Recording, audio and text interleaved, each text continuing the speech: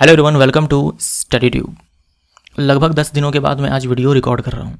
मैंने आपसे कहा था कि जिस सवाल में आपको डाउट हो उस सवाल को भेजो टेलीग्राम पर। आप लोगों ने इतने सारे सवाल दागे ना कि पॉसिबल ही नहीं है कि एक दिन में वो सारे सवाल पूरे हो जाएं। तो मैंने यहाँ पर कुछ सवाल लिए हैं, लगभग इसमें 50-55 सवाल हैं जो ज़्यादातर स्टूडेंट ने पूछे थे। तो आज हम लोग इन सारे प्रश्नों को देखते हैं। उसके बाद मैं भी कल मैं एक और वीडियो लेकर आऊँ, उसमें हम लोग और भी सवालों को देखेंगे जो आप लोगों ने टेलीग्राम पर भेजा हुआ था। अब एक स्टूडेंट जो है 10-10 सवाल भेज रहे हैं, 10-10 सवाल में उनको डाउट है कि इसका आंसर सही है या गलत है। तो अगर एक स्टूडेंट 10-10 सवाल भेजने लग जाए तो आप समझ रहे हो पॉसिबल ही नहीं है कि सारे सवाल को कवर करा दिया जाए, क्योंकि आपके पास भी टाइम ज़्यादा नहीं है, 4 दिन बचे हुए हैं ऑब्जेक्शन करने के लिए। तो इसीलिए मैक्सिमम स्टूडेंट को जिन सवालों में डाउट है उन सवालों को मैं यहाँ पर लेकर के आऊँगा। तो देखते हैं कि कौन कौन से प्रश्न हैं जो आप लोगों ने भेजे थे। एक सवाल ये है, कुछ जीवाणु प्रकाश संश्लेषी होते हैं, फोटोसिंथेटिक होते हैं, जैसे कि साइनोबैक्टीरिया। साइनोबैक्टीरिया फोटोसिंथेटिक बैक्टीरिया है। इन कोशिकाओं में प्रकाश संश्लेषक वर्णक कहाँ स्थित होते हैं? तो आप लोगों में से ज़्यादातर स्टूडेंट ने हरित लवक आंसर दिया था। तो हरित लवक तो होगा नहीं। देखो, हरित लवक जो है ये मेम्ब्रेन बाउंड स्ट्रक्चर है, यानी झिल्ली युक्त संरचना है। और एक झिल्ली नहीं है, दो झिल्ली युक्त संरचना है। जबकि आप पढ़ते हो कि जो आपके जीवाणु होते हैं, यानी जो प्रोकैरियोटिक कोशिकाएं होती हैं, उनमें एक भी झिल्ली युक्त संरचना नहीं होती है। तो हरित लवक का तो कोई चांस ही नहीं है। हमारा आंसर यहाँ पर एक ही सही होगा। बोर्ड वाले ने सही आंसर दिया है, प्लाज्मा झिल्ली के अंतर वलन में। जैसे मान लो ये प्रोकैरियोटिक सेल है, ये प्लाज्मा झिल्ली है, यही अंदर की ओर कोशिका द्रव की ओर ऐसे इनफोल्ड हो जाती है। तो इसी में क्या है कि क्लोरोफिल होते हैं जो फोटोसिंथेसिस के लिए रिस्पॉन्सिबल हैं। तो ये जो है एक नंबर जो आंसर बोर्ड वाले ने दिया है वो बिल्कुल सही है। उसके बाद है धावन सोडा के बारे में इनमें से कौन सा कथन सही है? धावन सोडा का ये फॉर्मूला है, धावन सोडा का ये फॉर्मूला नहीं है Na2CO3.10H2O। ये हम धावन सोडा का फॉर्मूला बताएंगे। यहाँ पर हम ये आंसर नहीं टिक मारेंगे, क्योंकि हमारे पास एक बेस्ट विकल्प है, कांच के निर्माण के लिए धावन सोडा का उपयोग किया जाता है। तो ये हमारा जो है सही हो जाएगा। हमसे कथन कौन सही है ये पूछा गया था। धावन सोडा एक विवर्णन अभिकर्मक है, यानी कि डीकलराइजिंग एजेंट है। कलर को उतारने के लिए इसका इस्तेमाल किया जाता है। धावन सोडा का उपयोग H2Cl2 के उत्पादन के लिए किया जाता है, तो ये भी गलत हो जाएगा। NaCl का जलीय विलयन का इलेक्ट्रोलाइसिस करवाया जाता है, तब जाकर के H2Cl2 और सोडियम हाइड्रोक्साइड प्राप्त होता है, जिसे हम क्लोर अल्कली प्रोसेस बोलते हैं। तो हमारा आंसर यहाँ पर 4 ही सही है जो बोर्ड वाले ने दिया है। उस अवतल दर्पण की फोकस दूरी कितनी होगी? हमसे फोकस दूरी यहाँ पर पूछी गई कितनी होगी, जो -2 का आवर्धन उत्पन्न कर सकता है। -2 का आवर्धन उत्पन्न कर सकता है, ध्रुव से 1.5 मीटर की दूरी पर वास्तविक प्रतिबिंब निर्मित कर सकता है। यानी प्रतिबिंब दूरी जो है हमारे पास ये 1.5 मीटर है। और क्योंकि वास्तविक प्रतिबिंब यहाँ पर बन रहा है, मतलब दर्पण के केस में वास्तविक प्रतिबिंब कब बनता है? दर्पण के सामने बनता है, और दर्पण के सामने मापी गई दूरी ऋणात्मक होती है। तो यहाँ से हम क्या करेंगे, सबसे पहले हम लोग u निकालेंगे। जब हमारे पास u निकल करके आ जाएगा तो वहाँ से दर्पण सूत्र लगाएंगे और हम f निकाल लेंगे। u निकालने के लिए हम लोग पहले फॉर्मूला लगाएंगे -v/u। m का मान -2 है, v हमारे पास -1.5 है, तो माइनस ये प्लस हो जाएगा 1.5 और बट्टे में यहाँ पर u हो जाएगा। यहाँ से u हमारे पास आएगा निकल करके कितना, 1.5 / 2। अब हम लगाएंगे यहाँ पर दर्पण सूत्र 1/v 1/f = 1/v + 1/u। 1 बट्टे में v हमारा हो जाएगा यहाँ पर माइनस में 1.5 है, तो ये 1-1/1.5। उसके बाद +1/u है, तो यहाँ पर हमारा हो जाएगा ये u जो है हमारे पास यहाँ पर निगेटिव होगा, तो ये हो जाएगा हमारे पास 2 / 1.5। यहाँ से एलसीएम आएगा 1.5 -1 -2 -3 बटे में 1.5। यहाँ से f हो जाएगा हमारा 1.5 / -3, तो ये -0.5 मीटर हमारा आंसर होगा। जिस स्टूडेंट ने भेजा है उन्होंने 4 आंसर दिया हुआ है, उन्होंने सही आंसर दिया हुआ है। बोर्ड वाले ने 1.5 मीटर दिया हुआ है, तो इस वाले क्वेश्चन पर आप ऑब्जेक्शन कर सकते हो। वॉशिंग सोडा किस प्रक्रिया से प्राप्त होता है? वॉशिंग सोडा यानी कि Na2CO3.10H2O किससे प्राप्त होता है?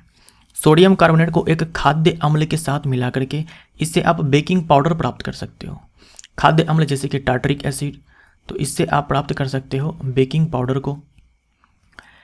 Na2CO3 के पुनः क्रिस्टलीकरण द्वारा, तो ये सही है। हम जल के 10 क्रिस्टल यहाँ पर जोड़ देंगे तो हमें मिल जाएगा यहाँ पर Na2CO3.10H2O। ये हमारा वॉशिंग सोडा है। तो बोर्ड वाले ने सही आंसर दिया है। सोडियम बाइकार्बोनेट को गर्म करने पर, जब इसको गर्म करोगे तो यहाँ पर Na2CO3 मिलेगा, सोडियम कार्बोनेट मिलेगा। NaCl NH3CO2 के बीच अभिक्रिया द्वारा, अगर हम यहाँ पर जल भी ले लेते हैं, यानी इन सब के साथ अगर हम जल ले लेते हैं तो सबसे पहले यहाँ पर बन जाता सोडियम कार्बोनेट। उसके बाद हम इसको हीट करते हैं तो बनता ये बनता सोडियम बाइकार्बोनेट। इसको हीट करते तो सोडियम कार्बोनेट बनता। वापस से हम क्या करते, ये इसका क्रिस्टलाइजेशन करवाते, है ना। तो यहाँ पर बन जाता हमारे पास Na2CO3.10H2O, वॉशिंग सोडा मिल जाता। ये सारे हमारे कहे जाएंगे यहाँ पर रॉ मटेरियल्स,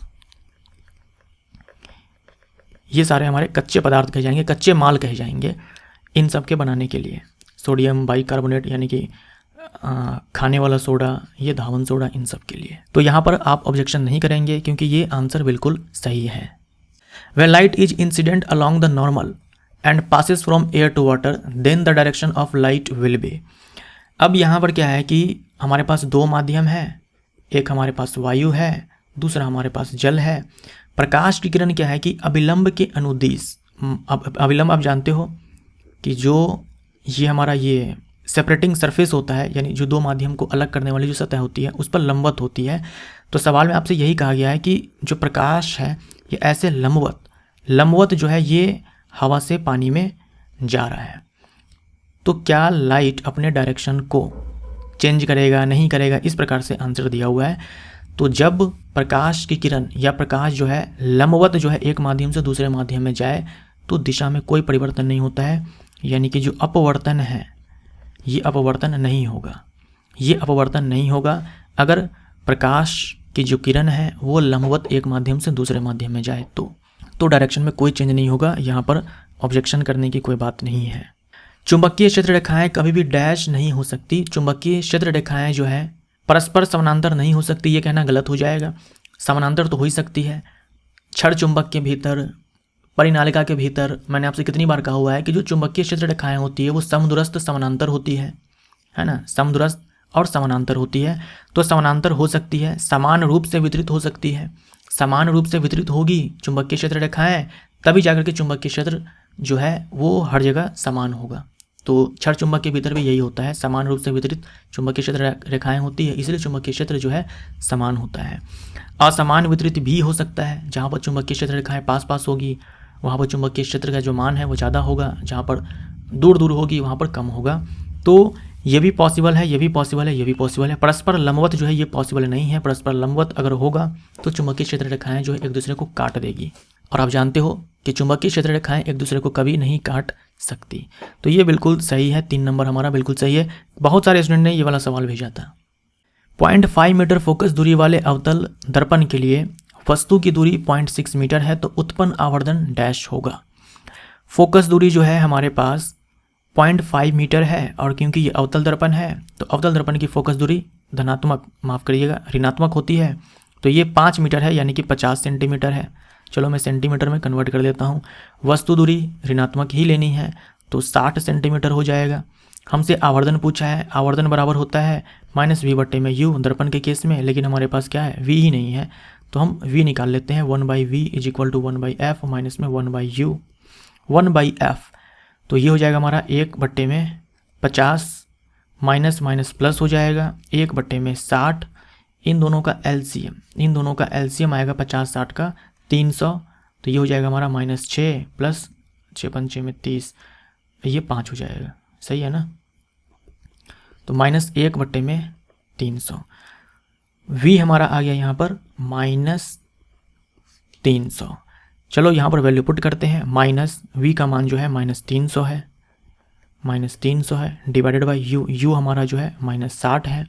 इस वाले माइनस को ख़त्म कर दो, 0 से ये 0 ख़त्म हो जाएगा। तो 6 5 में 30, यानी कि -5 हमारा आंसर आ जाएगा। आवर्धन के पास कोई इकाई जो है नहीं होती है, तो -5 जो है हमारा आंसर होना चाहिए। यहाँ पर -5 ही हमारा यहाँ पर आंसर होगा, -0.5 आंसर नहीं होगा।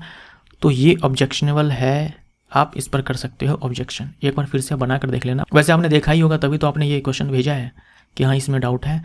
तो -5 हमारा आंसर यहाँ पर निकल करके आ रहा है, तो आप इस पर ऑब्जेक्शन कर सकते हो।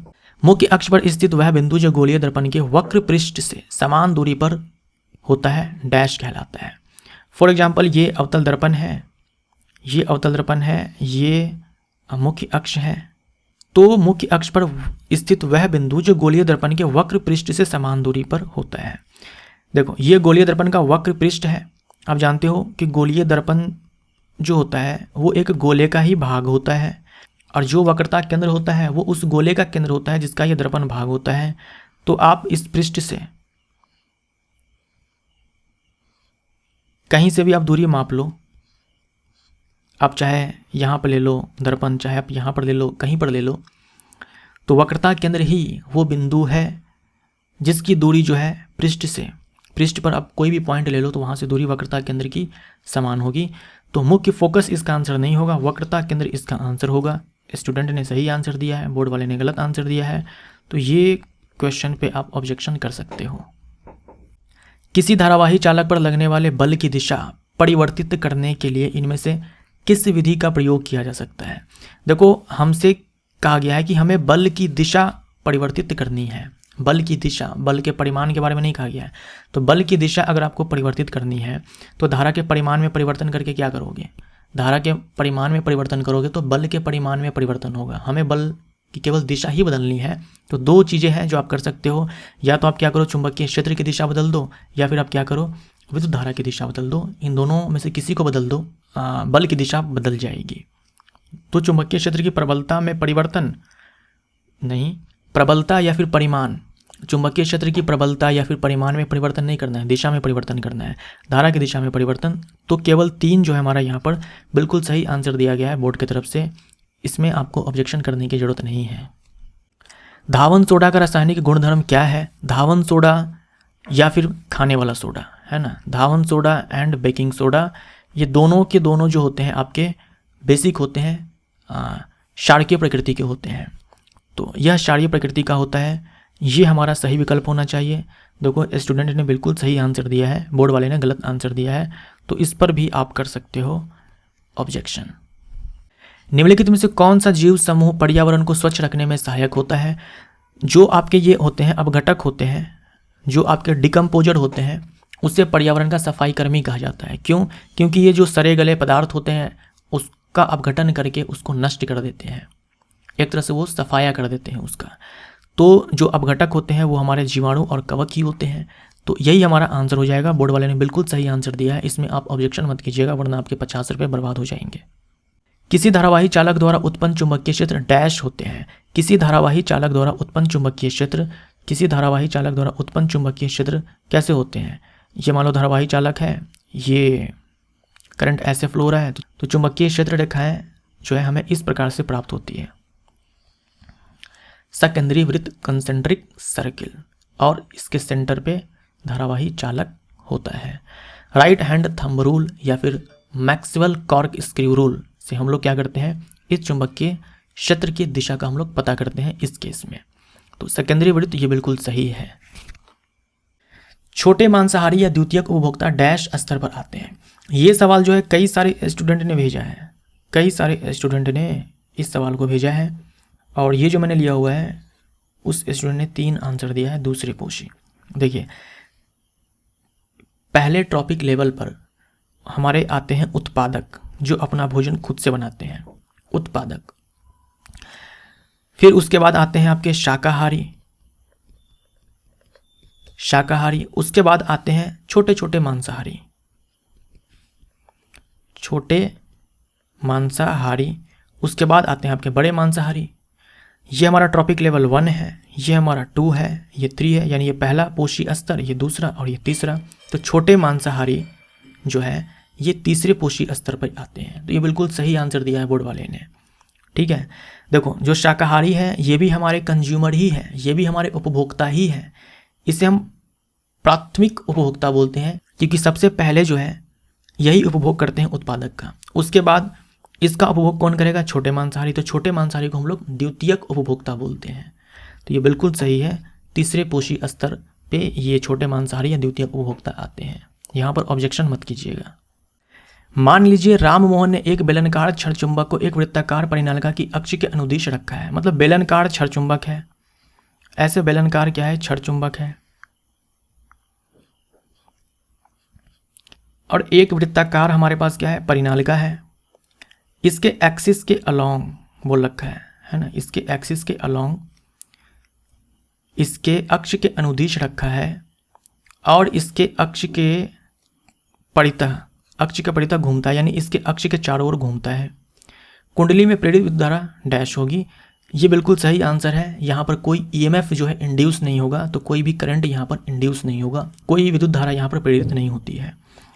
इसी के चारों ओर क्या है, यहाँ पर ऐसे ये घूम रहा है। ऐसा नहीं है कि हम इसको पास ले जा रहे हैं फिर हम इसको दूर ले जा रहे हैं, जिससे क्या होता है कि मैग्नेटिक फ्लक्स चेंज होता है, ईएमएफ इंड्यूस होता है।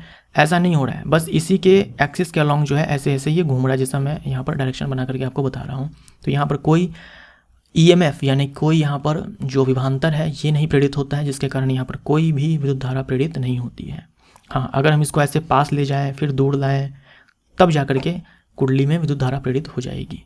दी गई अभिक्रिया में किस पदार्थ का ऑक्सीकरण होता है, किस पदार्थ का यहाँ पर ऑक्सीकरण हो रहा है, तो हमारे पास अभिक्रिया है यहाँ पर 2Cu + O2 2CuO। यहाँ पर देखो कॉपर में ऑक्सीजन जो है जुड़ रहा है, तो कॉपर का डेफिनेटली यहाँ पर क्या हो रहा है, ऑक्सीडेशन हो रहा है। ऐसे भी देख लो, कॉपर के पास ऑक्सीडेशन स्टेट यहाँ पर 0 है और यहाँ पर +2 है। ऑक्सीजन के पास यहाँ पर जो ऑक्सीडेशन स्टेट है, ऑक्सीकरण संख्या 0 है और यहाँ पर -2 है। तो ऑक्सीजन का हम बोल सकते हैं कि यहाँ पर रिडक्शन हो रहा है। तो किसका ऑक्सीकरण हो रहा है, तो केवल कॉपर हमारा यहाँ पर आंसर होता है। कॉपर और ऑक्सीजन दोनों नहीं होगा, तो इस वाले पर आप कर सकते हो ऑब्जेक्शन।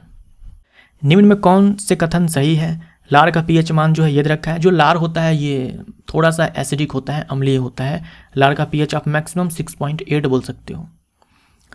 शुद्ध रक्त का पीएच जो है ये होता है, सही है ये। शुद्ध जल का पीएच आप जानते हो 7 होता है, न्यूट्रल होता है। तो केवल बी जो है हमारा सही आंसर है। बोर्ड वाले ने बिल्कुल सही आंसर दिया है। यदि दो समांतर सीधे चालकों में धारा प्रवाह की दिशा समान है तो उत्पन्न चुंबकीय क्षेत्र की दिशा है। यहाँ पर ना कुछ बातें जो है और होनी चाहिए थी कि चुंबकीय क्षेत्र की जो दिशा आप पूछ रहे हो वो कहाँ पर पूछ रहे हो आप, ये भी इसमें थोड़ा सा क्या है कि मेंशन होना चाहिए था।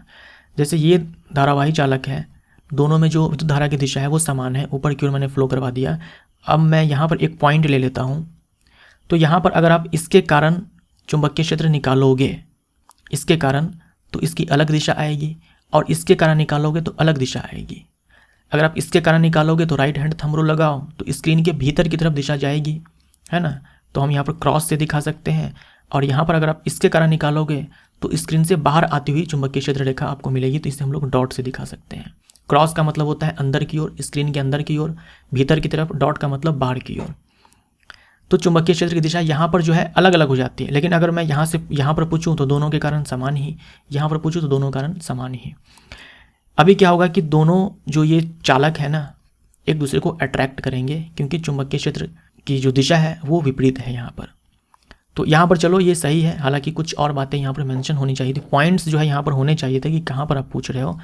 लेकिन सही है, अगर ऐसा क्वेश्चन आए कि भाई सीधा चालक है, दोनों में दिशा जो है विद्युत धारा की समान है, तो जो है चुंबकीय क्षेत्र की दिशाएं जो है विपरीत होंगी, तो ये सही है। इसमें आप ऑब्जेक्शन मत करना। और मान लो विपरीत कर दो आप विद्युत धारा की दिशा, तो दोनों एक दूसरे को रिपेल करेंगे और चुंबकीय क्षेत्र की जो दिशा है वो समान हो जाएगी।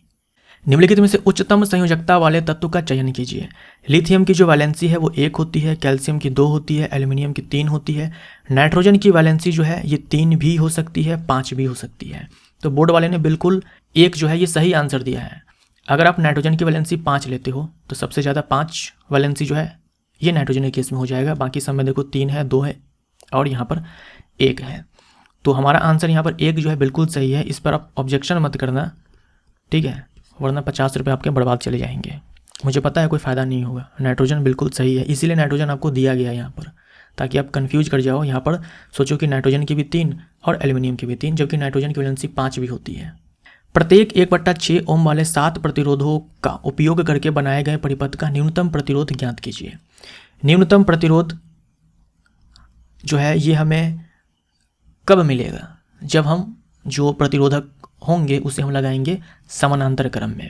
तो हमारे पास क्या है कि एक फार्मूला आपने पढ़ा होगा कि हमारे पास अगर मान लो n प्रतिरोधक है, सबका प्रतिरोध R है, तो इसे अगर हम लगा दें पैरेलल में तो समतुल्य प्रतिरोध R बट्टा में n निकल करके आता है, और ये जो Rp होगा यही न्यूनतम होता है। तो यहाँ पर जो हमारा R है वो 1/6 है और जो n है वो 7 है। तो 1/42 ओम हमारा यहाँ पर राइट आंसर होगा। यहाँ पर 6/7 दिया है, तो यहाँ पर भी आप क्या कर सकते हो कि ऑब्जेक्शन कर सकते हो। हालांकि इसमें से कोई भी आंसर सही नहीं है, कोई भी आंसर इसमें से सही नहीं है, तो मे भी हर स्टूडेंट के लिए इस क्वेश्चन को ही इग्नोर कर दिया जाए। डैश श्रेणी परिपथ का एक उदाहरण है, तो ये है सजावटी लाइटें। ये बिल्कुल सही है, बोर्ड वाले ने सही आंसर दिया है। एनसीईआरटी में मेंशन भी है, आप चेक कर सकते हो। जो सजावटी लाइटें होती है, जैसे दिवाली जो है, दिवाली आ रहा है तो वहाँ पर जो आप लड़ियाँ लगाओगे वहाँ पर देखते हो कि बहुत सारे बल्ब लगे होते हैं लड़ियों में, वो सारे जो है श्रेणी क्रम में लगे होते हैं। तो सजावटी लाइटें जो है श्रेणी परिपथ का एक उदाहरण है। ऑब्जेक्शन मत करना वरना आपके 50 रुपये बर्बाद चले जाएंगे। ये बिल्कुल सही है। अब यहाँ पर देखो, ये टेबल दिया गया था, यहाँ पर आपको बताना था कि x का मान क्या होगा, y का मान क्या होगा। ओम का नियम क्या कहता है? ओम का नियम ये कहता है कि v डायरेक्टली I के होता है। विभवांतर और विद्युत धारा जो है एक दूसरे के समानुपाती होते हैं। विभवांतर जिस रेट से चेंज करोगे विद्युत धारा उसी रेट से बदल जाएगी। लेकिन v बटे में जो I होता है ये हमारा नियत होता है, कांस्टेंट होता है, और इसी को हम लोग क्या बोलते हैं, प्रतिरोध बोलते हैं। मतलब विभवांतर चेंज करो विद्युत धारा अपने आप बदल जाएगी, लेकिन जो रेशियो है ये कभी भी चेंज नहीं होगा। तो ये जो पूरा टेबल दे रखा है, यहाँ पर कहा गया है कि ओम का नियम जो है यहाँ पर पालन हो रहा है। तो अगर ओम का नियम यहाँ पर पालन किया जा रहा है तो v बटे में जो I होगा हमारा ये कांस्टेंट होगा, ये हमारा कांस्टेंट होगा। तो आप बोल सकते हो जो प्रतिरोध है हमारा वो चेंज नहीं होने वाला है, क्योंकि प्रतिरोध जो है विद्युत धारा के मान के बदलने से नहीं बदलता है। तो यहाँ पर आप क्या करो कि प्रतिरोध निकाल लो। तो हम पहला वाला टेबल उठा लेते हैं, यहाँ पर पहला वाला बॉक्स उठा लेते हैं। v का मान देखो 0.8 है और I का मान जो है 0.2 है। तो यहाँ से जो है हमारा ये प्रतिरोध हो जाएगा जो कि हमारा आएगा 4 ओम। 4 ओम प्रतिरोध है। अब ये 4 ओम प्रतिरोध ही रहने वाला है, चाहे आप ऊपर में v चेंज कर दो, नीचे में I चेंज कर दो। v चेंज करोगे तो I अपने आप ही चेंज हो जाएगा, उसी रेट से चेंज हो जाएगा। तो हर केस में क्या है कि प्रतिरोध आपका 4 ओम ही निकल करके आएगा, क्योंकि v बटे में I का जो रेशियो है ये नियत है। तो इस वाले में आ जाओ, हमें x चाहिए, तो x बटे में क्या हो जाएगा, I का मान 0.6 है और ये बराबर हमारा 4 हो जाएगा। तो x बराबर हो जाएगा हमारा 2.4 हो जाएगा। और इस वाले में आ जाओ आप, इस वाले में हमें v दिया हुआ है 4.8 है, y हमें चाहिए जो कि I है, ये 4 हो जाएगा। तो y हमारा हो जाएगा 1.2। तो y हमारा 1.2 है, x हमारा 2.4 है। यहाँ पर कोई भी आंसर जो है सही नहीं है, तो कर सकते हो ऑब्जेक्शन। हालांकि आपने जो भी आंसर दिया होगा उसमें से भी कोई सही नहीं होगा, ठीक है, उसमें से भी कोई सही नहीं होगा। तो ये सवाल जो है हर स्टूडेंट के लिए देखना इग्नोर कर दिया जाएगा। अब ये एक सवाल है, प्रतिरोध दे रखा है कि 50 ओम है और उसके बाद आपको ईएमएफ दे रखा है, यानी कि वोल्टेज दे रखा है आपको कि 5 वोल्ट है। तो आई का मान पूछा गया है, आई का मान हमसे पूछा गया है। तो क्या हो जाएगा यहाँ पर v बटे में r हो जाएगा। v का मान हमारे पास 5 है, r का मान 50 है, तो ये हो जाएगा हमारा कितना 0.1 एम्पियर। 0.1 एम्पियर इसका सही आंसर होगा, ये आंसर नहीं होगा। तो यहाँ पर आप कर सकते हो ऑब्जेक्शन, क्योंकि यहाँ पर आपका आंसर सही है, आपने यही मारा होगा। देखो 2 नंबर दिया गया यहाँ पर आंसर, तो ये सही है, ये गलत है। तो यहाँ पर आपको क्या है कि नंबर मिल जाएगा, आपका सही हो जाएगा। CNG compressed natural gas, LPG liquefied petroleum gas के संबंध में इनमें से कौन सा कथन गलत है? CNG और LPG में कार्बन कण नहीं होते हैं, तो ये गलत हो जाएगा। CNG और LPG पाइप द्वारा घरों में पहुंचाई जा सकती है, बिल्कुल पहुंचाई जा सकती है, तो ये सही है। CNG और LPG को स्वच्छ ईंधन के रूप में लेबल किया जाता है, ये सही है। CNG और LPG दोनों कार्बन आधारित ईंधन है, तो ये भी सही है। हमसे पूछा था कि कौन सा कथन गलत है, तो आंसर इसका 1 होगा। स्टूडेंट ने 1 आंसर दिया हुआ है, बोर्ड वाले ने 2 आंसर दिया हुआ है, तो इस पर भी आप कर सकते हो ऑब्जेक्शन। हीरे का अपवर्तनांक ये है, तो हीरे में प्रकाश की चाल ज्ञात कीजिए। वायु में या फिर निर्वात में प्रकाश की चाल जो है ये होती है। अब जिस भी माध्यम में प्रकाश की चाल चाहिए उस माध्यम के अपवर्तनांक से हम क्या करेंगे, इसमें हम भाग लगा देंगे। हीरे का अपवर्तनांक जो है 2.42 है, तो जब आप भाग लगाओगे 2.42 से तो आपका आंसर निकल करके आएगा 1.24 इंटू 10⁸ मीटर पर सेकेंड, जो कि आपने सही भी लगाया हुआ है। ये जिसने भी ये सवाल भेजा हुआ है 3 नंबर सही है, बोर्ड वाले ने इसका आंसर 2 दिया है। तो इस पर भी आप क्या कर सकते हो कि ऑब्जेक्शन कर सकते हो। प्रोकैरियोटिक सेल की कुछ विशेषताओं का उल्लेख दिया गया है। दिए गए विकल्पों में से गलत विकल्प का चयन कीजिए। एकल गुणसूत्र, ये सही है। सिंगल सर्कुलर डीएनए होता है, क्रोमोजोम होता है, ये सही है। अत्यधिक छोटा आकार, ये भी सही है। झिल्लीबद्ध कोशिकांगों की मौजूदगी, पहला ही सवाल में मैंने आपसे कहा था कि जो प्रोकैरियोटिक सेल्स होते हैं उनमें एक भी आपको झिल्ली युक्त संरचना नहीं मिलेगी। प्रोकैरियोटिक सेल में आपको कोशिकांग के नाम पर राइबोसोम ही केवल मिलता है। ये झिल्ली युक्त नहीं है, ये ग्रेनुलर सबस्टांस है, कोई मेम्ब्रेन बाउंड नहीं है, तो ये मिलता है। बाकी कोई भी आपको मेम्ब्रेन बाउंड जो सेल ऑर्गेनल है, झिल्ली युक्त संरचना है, कोशिकांग है, ये आपको देखने को नहीं मिलेगा किसमें, प्रोकैरियोटिक सेल में। तो ये बिल्कुल सही आंसर दिया गया है बोर्ड वाले की तरफ से। काफ़ी सारे स्टूडेंट ने ये आंसर टिक मारा है कि इसका नाभिकीय क्षेत्र केंद्रकाभ कहलाता है। ये गलत है, ये बिल्कुल सही है। केंद्रकाभ का मतलब न्यूक्लियस नहीं है, केंद्रकाभ का मतलब होता है न्यूक्लियोइड। केंद्रकाभ का मतलब क्या होता है, न्यूक्लियोइड। तो जो आपके न्यूक्लियोइड होते हैं ये आपको मिलेंगे प्रोकैरियोटिक सेल में, यूकैरियोटिक में नहीं मिलता। जब एक वस्तु को किसी दूरी पर इस प्रकार रखा जाता है कि वस्तु से प्रकाश की किरणें मुख्य अक्ष के समानांतर हो, तो अवतल दर्पण द्वारा निर्मित प्रतिबिंब की स्थिति क्या होगी। तो आप जानते हो अवतल दर्पण में क्या होता है कि जब प्रकाश की किरण मुख्य अक्ष के समानांतर आती है तो वह जाती है कहाँ से, फोकस दूरी नहीं, फोकल पॉइंट से, फोकस से जाती है। तो अगर वस्तु को अनंत पर रखा गया है तो उसका प्रतिबिंब आपने याद किया होगा कि फोकस पे बनता है, अत्यधिक छोटा बनता है। तो मुख्य फोकस पर हमारा सही आंसर ये बिल्कुल सही है। निम्न में से कौन सा हेक्सेन की समजातीय श्रेणी का अगला सदस्य है। हेक्सेन बोले तो C6, हेक्सेन यानी कि 6 कार्बन वाला एल्केन, तो C6 6 दूनी 12 14 हेक्सेन। इसका अगला जो सदस्य हो जाएगा ये हो जाएगा 7 दूनी 14 और 2 16 C17H16। ये हमारा हेप्टेन हो जाएगा। यहाँ पर हेप्टीन आंसर टिक मारा गया है, तो हेप्टेन जो है सही है। स्टूडेंट ने सही आंसर दिया है। आप कर सकते हो ऑब्जेक्शन, पैसा बचाओ और नंबर पाओ। ऑब्जेक्शन कर सकते हो, आपको नंबर मिलेगा। धावन सोडा बनाने के लिए इसमें से किस कच्चे माल का उपयोग किया जाता है। इसका आंसर NaCl होगा, ये सही है। NaCl है, इसमें ऑब्जेक्शन मत करना। अगर आप ऑब्जेक्शन करोगे तो 50 रुपये आपके बर्बाद हो जाएंगे, नंबर नहीं मिलेंगे। ये बिल्कुल सही है। देखो NCERT एग्जाम्पलर में मैंने आपको करवाया हुआ था, और जो रिएक्शन वाला वीडियो मैंने आपको करवाया हुआ था, आप में से किसी ने भेजा था कि यहाँ पर क्या सही है, आपका सही है, बोर्ड वाले का सही है। बोर्ड वाले ने भी सही आंसर दिया है। मैंने जो आपको करवाया हुआ रिएक्शन वाले वीडियो में वो भी सही है, गलत नहीं है। वहाँ मैंने लिखा नहीं था कि रॉ मटेरियल यहाँ पर क्या है। तो कच्चे माल का उपयोग किया जाता है NaCl। देखो NaCl plus CO2 plus ammonia plus water, ये सारे जो है आपस में रिएक्ट करते हैं। यहाँ से NaHCO3 बनता है, साथ में अमोनियम क्लोराइड होता है, ठीक है। वापस से क्या है कि इसको हम हीट करेंगे तो Na2CO3 बनेगा, वाटर जोड़ेंगे तो Na2CO3.10H2O बनेगा। ये हमारा वॉशिंग सोडा हो गया।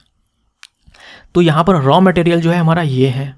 रॉ मटेरियल मतलब सबसे स्टार्टिंग में जो हमें चाहिए, ये जो सोडियम बाइकार्बोनेट है ये हमें बीच में मिला है, इंटरमीडिएट प्रोडक्ट हो गया ये। तो NCERT बुक में भी क्लास 10th में साफ तौर पर मेंशन है कि NaCl रॉ मटेरियल है बेकिंग सोडा के लिए, वॉशिंग सोडा के लिए। NCERT एग्जाम्पलर भी मैंने आपको करवाया हुआ था। एक सवाल था कि सोडियम क्लोराइड का कच्चे माल के रूप में इस्तेमाल करके हम क्या बना सकते हैं निम्नलिखित में से। तो वहाँ पर एक विकल्प था वॉशिंग सोडा भी और बेकिंग सोडा भी, दोनों। निम्न में से गलत कथन की पहचान कीजिए। गोंद पौधे का उत्सर्जी उत्पाद है, सही है ये। बहुत से उत्पादक अवशिष्ट उत्पाद तारक के केंद्र में संचित होते हैं।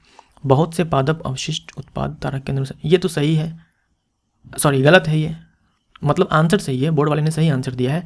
तारक केंद्र किसको बोलते हैं, सेंट्रियोल को बोलते हैं, सेंट्रियोल को बोलते हैं। ये सेंट्रियोल जो है आपको केवल और केवल एनिमल सेल में ही मिलेगा, प्लांट सेल में ये सेंट्रियोल जो है ये नहीं मिलता।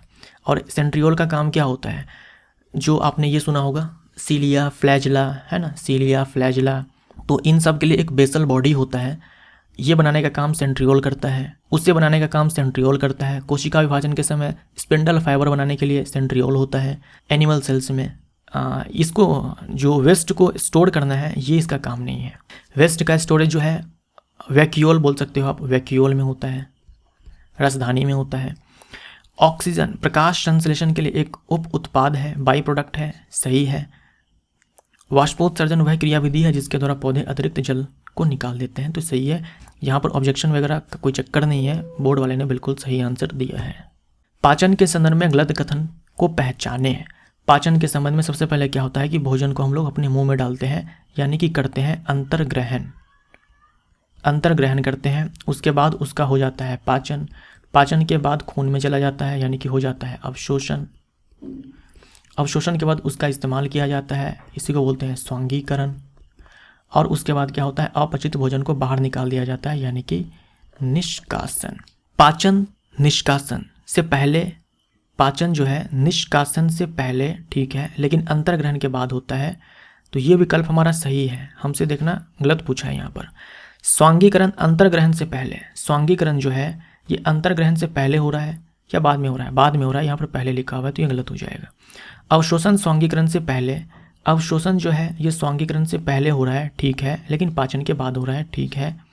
स्वांगीकरण और अवशोषण दोनों अंतर्ग्रहण से पहले होता है, स्वांगीकरण अवशोषण दोनों अंतर्ग्रहण से पहले नहीं बाद में होता है, तो यह गलत हो जाएगा। तो यहाँ पर क्या है कि 2 विकल्प सही है, 2 विकल्प गलत है, तो ये आप कर सकते हो यहाँ पर ऑब्जेक्शन। 1100 वाट के एक तापन उपकरण को 220 वोल्ट लाइन वोल्टेज पर उपयोग किए जाने हेतु डिजाइन किया गया है। मतलब ये जो भी उपकरण है इसकी रेटिंग जो है ये दी गई है, ये रेटिंग है। रेटिंग का मतलब यहाँ पर क्या हुआ कि अगर आप 220 वोल्ट के साथ इसे जोड़ोगे तो 1100 वाट यहाँ पर शक्ति खपत होगी, लेकिन किसी दिन क्या हुआ कि वोल्टेज जो है 110 वोल्ट ही आया, तो इससे प्रभावित विद्युत धारा क्या होगी और आउटपुट शक्ति डैश होगी। अब यहाँ पर देखिए P बराबर होता है V इंटू में I। पावर हमारा क्या है कि सबसे पहले यहाँ पर 1100 वाट बराबर V हमारा यहाँ पर 220 हो जाएगा, I हम यहाँ पर निकाल लेते हैं, तो 1100 बटे में 220 बराबर ये 5 एम्पियर आ जाएगा, ठीक है।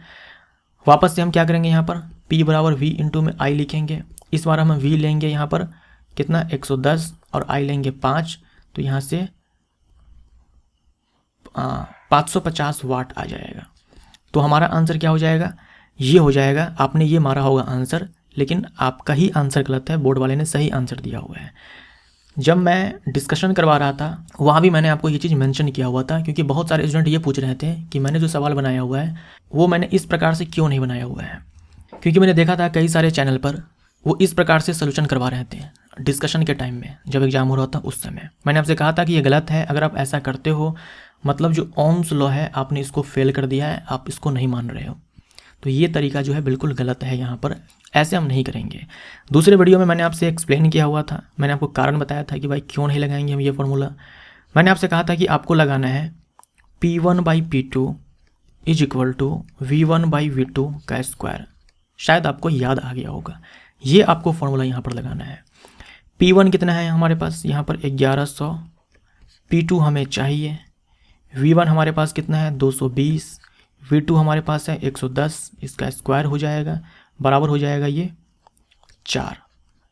P2 हो जाएगा हमारे पास 1100 बटे में 4, 275 वाट। ये हमारा पावर निकल के क्या आएगा, जब हम 110 वोल्ट सप्लाई करेंगे तो पावर इतना कंज्यूम किया जाएगा। अब हम यहाँ पर करंट निकालेंगे कि जब हमने इतना वोल्टेज दिया, ये पावर कंज्यूम किया गया, तो करंट कितना था।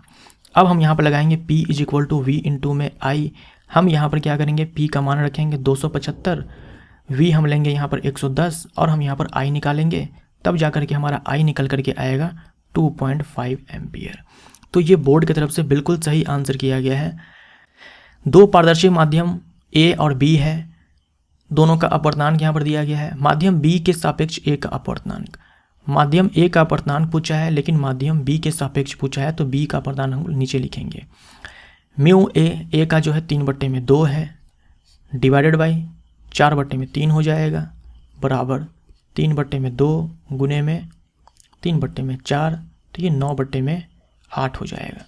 9/8 हमारा आंसर होना चाहिए। हमारा आंसर यहाँ पर 1 होना चाहिए, यहाँ पर 2 आंसर दिया गया है, तो इस वाले पर भी आप जो है ऑब्जेक्शन कर सकते हो। जब कॉपर ऑक्साइड को तनु हाइड्रोक्लोरिक अम्ल में मिलाया जाता है तो डैश के निर्माण के कारण अम्ल का रंग नीला हरा हो जाता है। देखिए कॉपर ऑक्साइड है हमारे पास CuO प्लस तनु हाइड्रोक्लोरिक अम्ल है HCl है, तो यहाँ पर बनता है CuCl2 प्लस H2O। इसी को हम लोग क्या बोलते हैं, क्यूप्रिक क्लोराइड बोलते हैं। क्यूप्रिक क्लोराइड अगर आपको याद होगा, क्यूप्रिक जब आया यानी कि कॉपर +2, कॉपर जो है +2 ऑक्सीडेशन स्टेट में है, तो इसी को हम लोग बोलते हैं कॉपर 2 क्लोराइड। तो ये जो है ये सही है, यानी कि बोर्ड वाले ने सही आंसर दिया है। एक वयस्क मनुष्य 24 घंटे में मूत्र की औसतन कितनी मात्रा उत्सर्जित करता है। अब देखो यहाँ पर आंसर 1 से 1.8 लीटर को सही माना गया है, हो सकता है किसी एग्जाम में 1 से 1.5 लीटर को सही माना जाए, तो दोनों ही आंसर जो है अलग अलग एग्जामों में सही माने जाते हैं। यहाँ पर 1 से 1.8 लीटर सही माना गया है, सही है, ऑब्जेक्शन मत करना, कोई फ़ायदा नहीं होगा, ये भी आंसर हमारा सही है। हालांकि इतना क्लोज ऑप्शन जो है देने नहीं चाहिए थे कि एक है 1.8 और एक है 1.5, इतने क्लोज नहीं होने चाहिए थे, बट फिर भी इसमें से उसने बोर्ड वाले ने एक को आंसर सही माना है, तो यही हमारा सही आंसर हो जाएगा, आपको भी यही मानना होगा, तो ऑब्जेक्शन मत करना, कोई फ़ायदा नहीं होगा। प्रतिरोध को डैश द्वारा निरूपित किया जाता है। प्रतिरोध को R बराबर क्या होता है, V/I होता है। आपने एक फॉर्मूला पढ़ा होगा W = Q × में V, यहाँ से V हो जाएगा हमारा W/Q, बस इस मान को यहाँ पर पुट कर दो V के स्थान पर, तो W/Q × में I हो जाएगा। तो यह है किया गया कार्य बट्टे में आवेश गुने में समय, किया गया कार्य बट्टे में आवेश गुने में समय नहीं धारा है, तो ये बिल्कुल सही है, बोर्ड की तरफ से आंसर जो है बिल्कुल सही दिया गया है। समजातीय श्रेणी के लिए निम्न में से कौन सा युग्म सही है, तो ये बिल्कुल सही है। देखो ये है हमारा मेथनॉल और इसके जस्ट बाद हमारा आएगा एथेनॉल। जो समजातीय श्रेणी के 2 लगातार सदस्य होते हैं उनके बीच में CH2 का अंतर होता है, जो कि यहाँ पे दिख रहा है, और द्रव्यमान में 14 का अंतर होता है, तो ये बिल्कुल सही है। एथेनॉल के एथेनोइक अम्ल में परिवर्तन को किसके द्वारा उत्प्रेरित किया जाता है, तो ये हमारा क्षारीय केमेनोफोर पोटेशियम परमैंगनेट और ये हमारा एसिडिक पोटेशियम डाइक्रोमेट, तो ये जो ऑप्शन है ये बिल्कुल सही है। L लंबाई और R प्रतिरोध वाले एक तार को इस प्रकार पुनर्निर्मित किया जाता है, इसकी लंबाई 25% की वृद्धि होती है और इसके आयतन में कोई परिवर्तन नहीं होता है। नए तार का प्रतिरोध डैश होगा। R = ρL/A आप पढ़ते हो। अब यहाँ पर ये बोला गया है कि इस प्रकार से इसको पुनर्निर्मित किया जाता है, इस प्रकार से वापस से बनाया जाता है कि लंबाई में जो है 25% की वृद्धि हो जाती है, लेकिन जो आयतन है, आयतन बोले तो क्या, एरिया गुने में लेंथ, इसमें कोई परिवर्तन नहीं होता है, ये हमारा क्या है, कांस्टेंट रहता है। वॉल्यूम में कोई चेंज नहीं हुआ, आयतन में कोई बदलाव नहीं आया है, लंबाई में 25% की वृद्धि हो गई है। तो ये पता है कौन सा केस है, हम बोलते हैं ना कि तार को खींच करके लंबाई बढ़ाई गई है। एक तो कि नया तार खरीद कर ले आओ, दूसरा तार को खींच दो। जब आप खींचोगे तो क्या होगा, लंबाई में वृद्धि हो जाती है, उसके हिसाब से एरिया में भी चेंज आ जाता है, लेकिन जो आयतन है, जो वॉल्यूम है, ये नियत रहता है। तो ये सवाल है खींच करके, इस बेसिस पर है। तो आप वहाँ पर क्या याद रखते हो कि जो R है हमारा वो डायरेक्टली प्रोपोर्शनल टू L² हो जाता है। अगर खींचा नहीं जाता तो यहाँ से हम सीधा लगाते हैं R directly proportional to L। यहाँ पर है खींच करके, तार को स्ट्रेच किया गया है, तब जाकर के 25% की वृद्धि हुई है, तब जाकर के यहाँ पर आयतन में कोई परिवर्तन नहीं होता है। तो यहाँ से क्या हो जाएगा, R1/R2। आप में से काफ़ी सारे ने इस वाले पर बनाया होगा, तो उसका आंसर जो है कुछ और ही आया होगा, आई थिंक 3 नंबर आया होगा। बोर्ड वाले ने बिल्कुल सही आंसर दिया है, देखो कैसे आएगा, L1/L2। अब तो आप खुद ही बना दोगे।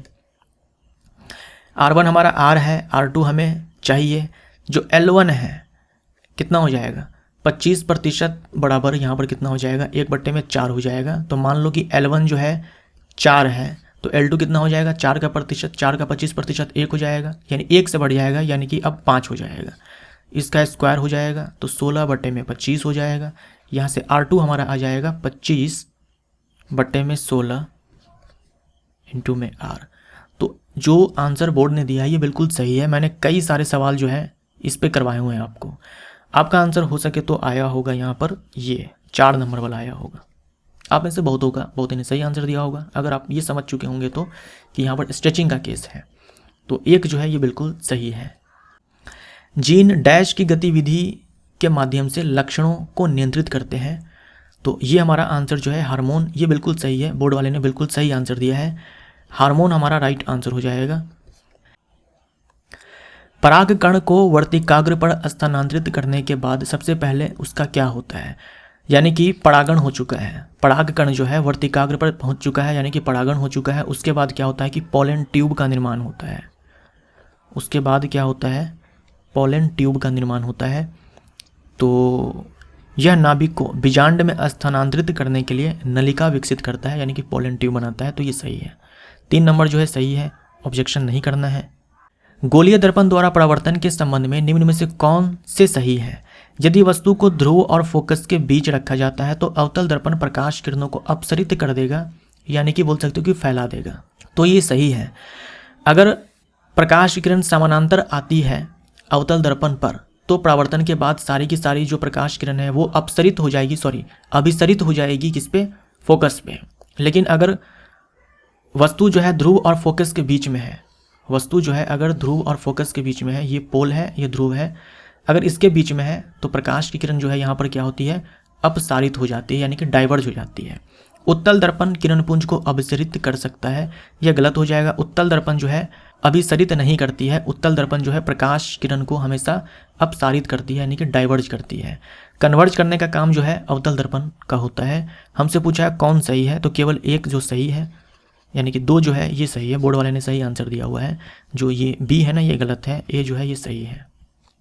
दी गई रासायनिक अभिक्रिया में निम्न में से कौन सी रासायनिक जातियाँ क्रमशः ऑक्सीकारक और अपचायक है। हमारे पास क्या है कि ये एल्यूमिनियम है प्लस Fe2O3, यहाँ बन रहा है हमारा Al2O3 जो कि बॉक्साइट है 2Fe।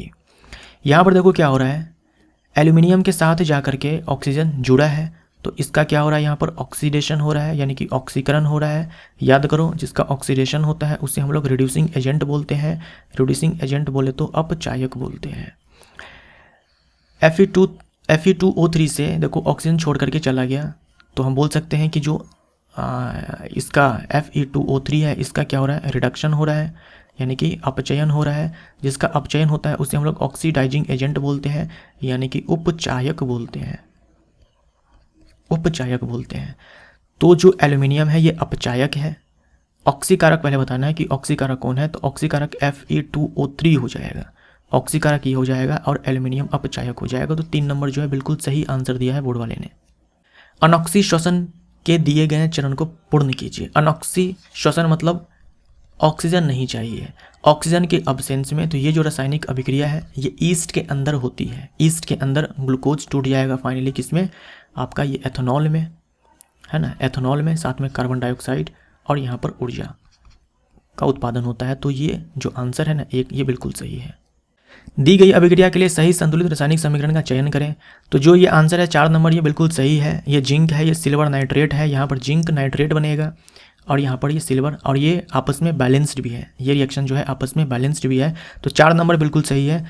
देखो यहाँ पर ऑप्शन जो है स्टूडेंट ने 3 चूज किया है, 3 तो गलत ही हो जाएगा। यहाँ पर देखो सिल्वर नाइट्रेट का फॉर्मूला ही, सॉरी सिल्वर नाइट्रेट नहीं, जिंक नाइट्रेट का फॉर्मूला इन सारे में देखो गलत है, सारे में जिंक नाइट्रेट का फॉर्मूला गलत है। फॉर्मूला आप लिख सकते हो, ये हमारा जिंक आयन होता है और ये नाइट्रेट आयन है। तो अगर हम लिखने जाएँ फॉर्मूला तो क्या करेंगे, जो इसके ऊपर +2 चार्ज है प्लस हटाकर यहाँ 2 लिखेंगे, यहाँ पर -1 है, यहाँ पर केवल 1 लिखेंगे और क्रिस क्रॉस करेंगे तो यहाँ पर ZnNO3 का होल ट्वाइस, ये फॉर्मूला हमारा बन करके आएगा, जो कि एक ही में आपको दिख रहा है 4 नंबर में, बाकी सारे भी सही है। तो ये विकल्प जो है 4 नंबर बिल्कुल सही है। मेंडल ने 2 प्रयोग किए। पहला ये लंबे पौधे के पराग को छोटे पौधे के बीजांड को निषेचित करने के लिए लिया, मतलब लंबे पौधे को, यानी कैपिटल टी नहीं दिया गया है तो हम शुद्ध लंबा लेंगे, और इसका निषेचन करवाया गया स्मॉल टी से, यानी छोटे पौधे से। तो थोड़ा घुमा करके दिया गया है, लेकिन यही कहने का मतलब है कि हमने लंबे पौधे और छोटे पौधे के बीच में संकरण करवाया, क्रॉस करवाया। दूसरा केस ये हुआ कि छोटे पौधे का हम पराग लेते हैं, मतलब इस केस में क्या हुआ कि ये हमारा मेल है और ये हमारा फीमेल है। अब हम क्या करते हैं कि हम लोग छोटे पौधे यानी कि स्मॉल टी ये हमने ले लिया, ये हमारा इस केस में अब मेल है बौना, और कैपिटल टी ये हमारा क्या है, फीमेल है। तो कोई फ़र्क नहीं पड़ता है, शुद्ध लंबा बौना में संकरण होगा। तो F1 पीढ़ी में क्या होता है, सारे के सारे हमें डोमिनेंट मिलते हैं, कैपिटल टी स्मॉल टी। यहाँ भी क्या होगा, शुद्ध लंबा और बौना के बीच में संकरण करवाएंगे तो यहाँ भी हमें कैपिटल टी स्मॉल टी यानी कि डोमिनेंट वाले मिलेंगे। तो दोनों ही स्थिति में क्या होगा, प्रयोग 1 में लंबे पौधे उत्पन्न होंगे और प्रयोग 2 में भी लंबे पौधे उत्पन्न होंगे। तो ये आंसर जो है बिल्कुल सही दिया गया है। HIV यौन संपर्क से क्यों फैलता है? यौन संपर्क के दौरान रक्त मिश्रित होता है, गलत हो जाएगा। विषाणु शुक्राणु के अंदर रहता है, गलत हो जाएगा। स्पर्म के अंदर थोड़ी रहता है। देखिए जो वीर्य होता है ना, वीर्य में आप जानते हो कि शुक्राणु होता है, स्पर्म होता है और लिक्विड पार्ट भी होता है। जो वीर्य होता है, सीमेन होता है, उसमें क्या होता है कि स्पर्म होता है और साथ में लिक्विड पार्ट होता है। तो वो जो लिक्विड पार्ट होता है ना, उसमें होता है वायरस HIV। तो ये 4 नंबर बिल्कुल सही है। वायरल पार्टिकल्स जो है वो सेमाइनल फ्लूइड्स में प्रचुर मात्रा में मौजूद होते हैं। एक प्रतिबिंब का आवर्धन जो है ये है 1.5 है तथा गोलीय दर्पण से वस्तु की दूरी 30 सेंटीमीटर है। प्रतिबिंब डैश पर बनेगा। हमें आवर्धन दिया गया है कि ये है 1.5। गोलीय दर्पण से वस्तु दूरी जो है, यानी कि दर्पण के बारे में हमें नहीं पता है कि कौन सा दर्पण है, उत्तल है या अवतल है, लेकिन क्या फ़र्क पड़ता है, वस्तु दूरी तो हम लोग दोनों ही के केस में निगेटिव ही लेते हैं। अब हमें प्रतिबिंब दूरी चाहिए यानी कि v चाहिए। तो m = दर्पण के केस में -v/u होता है। m का मान जो है 1.5 है, -v/u, u का मान -30 है। माइनस माइनस खत्म हो जाएगा यहाँ से। तो v हमारे पास निकल करके आएगा कितना, 15 × 45 यानी कि 45 सेंटीमीटर। वो भी हमारा v जो है प्लस में है।